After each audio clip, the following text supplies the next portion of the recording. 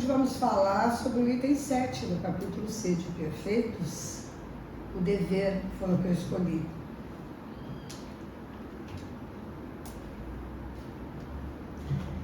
Parece enfadonho a gente falar sobre o dever todo dia, né? Todo mundo fala alguma coisa. Meu netinho, quando chega com o dever de casa, ele fala: vovó, todo dia tem dever. A gente não aguenta. Então, isso ilustra bem, né? Que aparentemente dever é uma coisa enfadonha, mas que todos nós temos.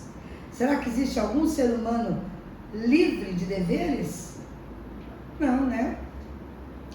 Então, quando todos nós estamos no processo evolutivo. Quando nós tomamos consciência desse processo evolutivo, da nossa imortalidade e das nossas potencialidades, aí é que a gente passa a ter vontade de nos modificarmos. A gente passa a ter vontade de ser diferente do que nós somos. Resumindo, a gente vai passando de encarnação em encarnação a passos lentos. A nossa evolução é muito pequenininha, por nossa própria causa, claro, né? Por quê? Porque os nossos defeitos fazem parte de nós e a gente não se incomoda com eles. Nós caminhamos com eles normalmente. Eles são nossos companheiros. A partir do instante em que eles começam a nos prejudicar, ou pelo menos nós começamos a tomar consciência de que eles existem, é onde a gente começa realmente a caminhar mais rápido no processo evolucional. É a nossa vontade de nos transformarmos, de nos modificarmos. É aquela famosa reforma íntima que a gente fala todas as vezes. Nós temos livros e mais livros, autores e mais autores que trazem a reforma íntima como se fosse uma coisa fácil. Porque falar sobre reforma íntima realmente é fácil. Você tem que tirar todos os seus defeitos e botar qualidades no lugar. Você tem que estar com o seu nível vibratório elevado, não pensar mal, sempre pensar bem. Muito bem, na teoria tudo isso é muito tranquilo. Agora, a reforma íntima é muito difícil, é muito. Você tem que tirar problemas que você traz de muitas eras passadas. Defeitos que estão dentro de você, que fazem parte da sua personalidade, da sua maneira de ser. Então a reforma íntima, ela é feita vagarosamente, ela é feita aos poucos, a cada encarnação nós damos um passinho pequeno. Então, quando a gente reencarna, quando a gente vem para este planeta, Terra, ou para qualquer outro mundo que abrigue espíritos do no nosso padrão evolutivo, aqui nós encontramos as nossas melhores oportunidades de trabalho em nosso próprio favor. É aqui na Terra que a gente, em contato com pessoas como a gente, em contato com todas as tentações da vida moderna ou da vida antiga, seja ela, né? É que vai mostrar aonde a gente já está mais forte para resistir ou aonde a gente ainda está tão fraquinho que vem em avalanches e é onde a gente cai, a gente sucumbe, né? Então nós realizamos aos poucos essa modificação interna, né? Essa transformação. E essa oportunidade que Deus nos deu e nos dá em toda encarnação, existe um pontozinho mais importante que os outros para nos chamar a atenção, para nos colocar no caminho evolutivo melhor, que é o dever. É uma arma poderosa colocada por Deus a nosso dispor. Como eu disse de começo, ele pode ser enfadonho, mas ele é o acelerador do nosso aprimoramento. Porque nós, pela nossa própria condição evolutiva, nós temos um pouco de preguiça. Como eu disse, nós estamos acostumados com a nossa maneira de ser. E se não houver um gatilho que nos empurre, a gente vai encarnação, volta encarnação do mesmo jeito. É difícil você se lançar à luta contra você mesmo. né? Se você parar para pensar, o seu maior inimigo é você. Então, Deus coloca o dever como limitador da nossa liberdade. Eu tenho várias coisas para fazer no meu dia a dia. São deveres. Se eu não tivesse, talvez eu passasse a vida flauteando. Como todos nós, claro. Mas essa arma poderosa colocada à nossa disposição, que é o dever, nos auxilia no aprimoramento. E o que é esse dever? Não. É a obrigação moral da criatura, primeiro com ela mesma e depois com os outros. Se eu não tiver obrigação comigo, eu não vou conseguir ter obrigação com mais ninguém, né?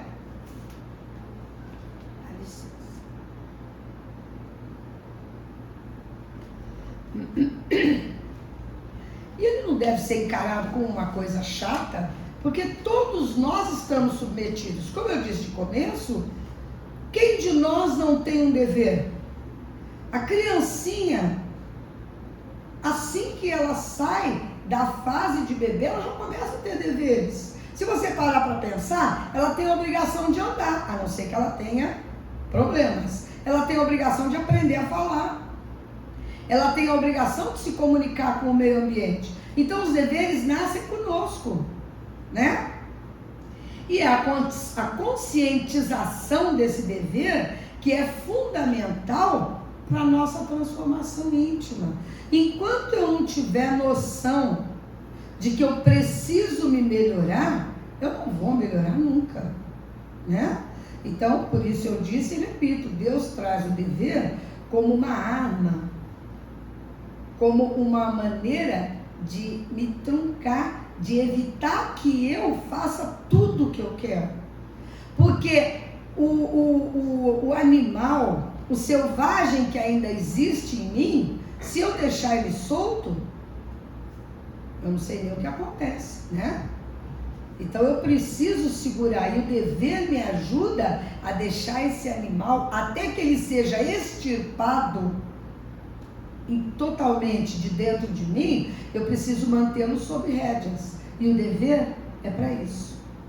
Reconhecendo e aceitando a lei divina de que todos somos iguais nos direitos e que ninguém pode ser dominado, talvez a gente passe a dar mais importância aos direitos alheios. Se vocês pararem para pensar, quem tem direito sempre somos nós. Não é verdade? É muito difícil a gente reconhecer o direito alheio, né? Onde houver pessoas se relacionando, partilhando algo em comum, ou simplesmente próximas, existem deveres de um para o outro. Nós precisamos disso, né? São as leis sociais que fazem com que respeitemos o nosso vizinho, o nosso próximo, respeitemos o direito alheio, porque se deixar solto, a gente não respeita nada. Por que é que existem leis civis? Por que existem leis penais? Por que foi colocado direito, né? Por que foi colocado, por que as leis são colocadas para que a gente não possa infringi-las? Porque nós não podemos ser deixados soltos, senão aquela onçazinha que está lá dentro da gente se espalha, né? Então, nós aprendemos desde pequeno a respeitar as leis. E as leis, elas nos colocam limites. Eu vou até onde eu não pule para cima do seu direito, né? E se acontece isso, eu pago por isso, não é verdade? A justiça me cobra isso daí. Mas como esses deveres podem ser determinados? Onde eles começam? Onde eles terminam? Como que a gente sabe, né? Aonde vai o meu direito, aonde termina, aonde começa o outro? Os deveres começam no ponto aonde se ameaça a felicidade ou a tranquilidade do próximo. Então eu tenho que ter essa noção. O meu direito termina onde começa o seu. Eu não posso construir a minha felicidade em cima da infelicidade do meu próximo, né? Ele termina no direito, o meu direito termina no direito que eu não desejaria ver a própria felicidade ou a minha tranquilidade ameaçadas. Assim como eu não quero ver, o outro também não. Nessa relação, habitualmente, há aqueles que esquecem esses direitos. Para isso, a gente assiste todo dia a muitas tragédias, não é verdade? Porque as pessoas esquecem que todos nós estamos no mesmo barco, que todos têm direitos iguais. Muitas vezes os que mais gritam pelos seus direitos não cumprem seus deveres ou esquecem que eles existem. Eu não preciso nem discutir isso, comentar com vocês que a gente sabe que em cada esquina nós encontramos pessoas que gritam muito pelos direitos, mas não cumprem os seus, né? Podemos então reforçar o que foi dito anteriormente. O dever é uma conquista do homem civilizado. E é. Antigamente não existia, na época das cavernas não tinha dever.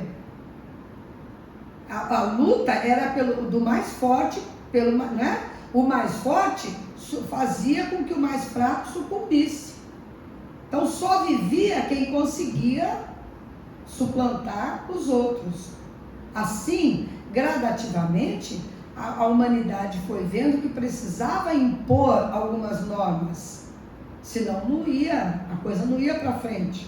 Nós não estaríamos aqui, a humanidade não conseguiria sobreviver a tantas mortes, né? Porque o vizinho via que passavam a mão nas coisas dele, ele matava.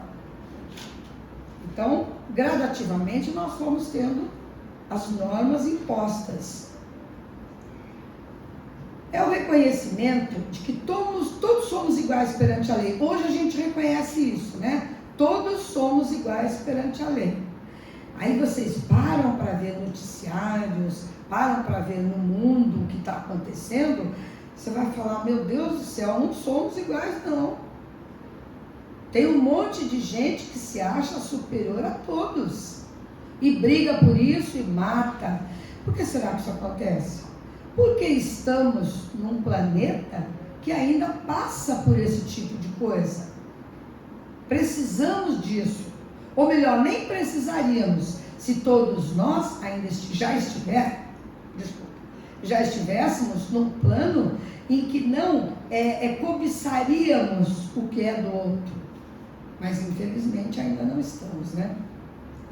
Todos somos iguais perante Deus, todos somos iguais perante a dor, infelizmente a dor iguala a todo mundo mesmo, viu?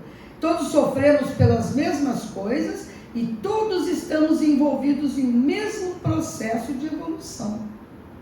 É a nossa evolução coletiva. Todo mundo que está no nosso planeta está mais ou menos no mesmo plano evolutivo. De vez em quando Deus permite que venha algum ser mais iluminado para alavancar o nosso progresso, para tirar a gente dessa mesmice e jogar para frente, fazer com que a gente tenha ânimo para se melhorar. Né? Há muitas formas de dever, e Leon Denis, em Depois da Morte, é um livro, ele escreve assim: o dever para com Deus, olha quantos deveres, hein? Para com Deus na busca do conhecimento de suas leis e, naturalmente, no esforço de sua prática. O dever pela gente mesmo, para consigo mesmo, que consiste em se governar com sabedoria, em saber até onde vai o nosso direito, em tratar o nosso próximo, se não com amor, pelo menos com urbanidade, vamos dizer, né? Querendo sempre o que for bom e útil para todos. O dever profissional consiste no cumprimento consciencioso das funções exercidas. Tem muita gente, você vai no posto de saúde, a pessoa está de mal com a vida, trata muito mal, aquele coitado que está lá doente não tem dinheiro para pagar plano, não tem dinheiro para ir num particular, então ele vai lá e se submete àquela humilhação, e a pessoa trata mal. Aí se você pergunta, mas por que você está tratando assim? Ah, porque eu ganho pouco, ou é muito serviço. Então, não tem consciência das suas funções, não gosta de trabalhar no posto, saia. Tente um emprego que você possa tratar melhor as pessoas. Né? Os deveres familiares, que quando bem compreendido concorre para que a família seja de fato um núcleo facilitador do desenvolvimento do amor. A gente vê famílias maravilhosas, a maior parte. Toda família tem as suas dissidências, tem as suas brigas, tem as suas diferenças, não é dissidência, diferença, desculpa. Mas, no geral, a família é unida, né? É um núcleo de amor. Ainda não aquele amor que o Cristo prega, porque a gente ainda não tem essa capacidade, mas é um núcleo de amor. Agora, quantas famílias a gente vê destruídas, né? O feminicídio está aí para não ter que explicar, né? Quantas crianças você encontra jogadas? Quantas crianças são mortas por padrastos porque a família se dissolveu ali, a esposa casa de novo e o camarada não dá conta de amar, aí ele fica com ciúme, seja o que for. Quantas tragédias acontecem porque a família não foi bem administrada, né? Porque um não conseguiu aceitar os defeitos do outro e se dissolve. E ninguém para pensar que as crianças sofrem com isso. Tudo isso faz parte do quê? Do nosso ponto evolutivo. A gente é egoísta, não pensa lá para frente, né? Há muitos deveres nem sempre percebidos e cumpridos. Porém, quanto mais evolui o homem em inteligência e moralidade, mais ele os realiza com prazer e desprendimento. Então vocês pensam que todo mundo olha para o dever como nós olhamos? Não. Tem gente que trabalha com o dever com muito desprendimento. Como aquele que arranja o emprego dos sonhos. Quem trabalha naquilo que ama, faz com amor, faz com tranquilidade e produz muito mais, não é verdade? Então, quanto mais a gente evolui, mais o dever se mostra uma arma a nosso favor e não contrário a nós, né? Enquanto existir em nós orgulho e egoísmo que nos impedem de amar verdadeiramente os deveres aceitos e cumpridos, vamos auxiliar e muito no desenvolvimento desse amor em nós. Então, enquanto a gente estiver nessa fase evolutiva, em que o dever se mostra como uma coisa enfadonha, ele vai continuar sendo imposto, até que a gente caminhe evolutivamente, chegando a um ponto em que a gente olhe para as nossas obrigações com muito amor, com muita satisfação, agradecendo a Deus por ter aquele quinhão que Ele nos concede para que a gente auxilie na transformação do mundo, né? Cumprindo nossos deveres, mesmo aqueles que consideramos menos agradáveis, nos aproximamos mais das pessoas. Nesse exercício do dever, a gente vai se conhecendo melhor. Porque já que eu não faço as coisas por minha conta, eu tenho que ter esses deveres, eu começo a conhecer as pessoas melhor. Eu vou desenvolvendo as qualificações intelectuais e morais que um dia vão me tornar um espírito puro, porque eu vou ser um espírito puro. Aliás, não eu, todos nós, né? Com o tempo vamos. Cumprindo os mais diversos deveres, desenvolvemos a disciplina, sem a qual nenhuma conquista se faz. Então vejam bem, além de tudo, o dever nos mostra a disciplina. E quem é que não precisa de disciplina no seu dia a dia? Vira uma balbúrdia, seja a profissão que for, seja o lugar que for, vira uma bagunça. Você tem que ter disciplina no seu dia a dia. A autoeducação é lenta. E como é? Nós vamos então nos esforçar para cumprir muito bem os nossos deveres, a fim de que num dado momento nos descobramos realizando-os sem qualquer queixa, com alegria e prazer. Enquanto não conquistarmos o ideal de amar ao próximo como a nós mesmos, o que nos levará a querer fazer por ele tudo o que queríamos que eles fizessem por nós, o cumprimento dos deveres é um importante passo para o nosso crescimento individual. Então, enquanto a gente for egoísta, não olhar o outro com um olhar de amor, enquanto não nos doarmos, enquanto não aprendermos que somos espíritos eternos e que estamos aqui para evoluir, nós teremos os deveres, os nossos deveres, como instrumentos a nosso favor, para nos ajudar a entender toda a grandiosa obra de Deus. Muito obrigada.